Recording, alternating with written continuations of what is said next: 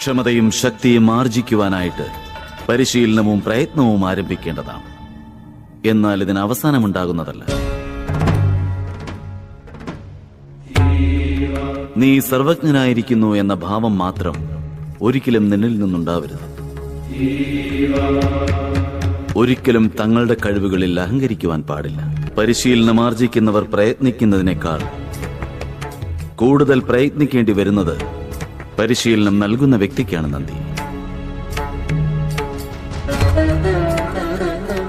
വീഴുമ്പോൾ എഴുന്നേൽക്കുവാൻ സാധിക്കാതെ വരുന്നവർ യോദ്ധാക്കളാവുന്നില്ല. നന്ദി.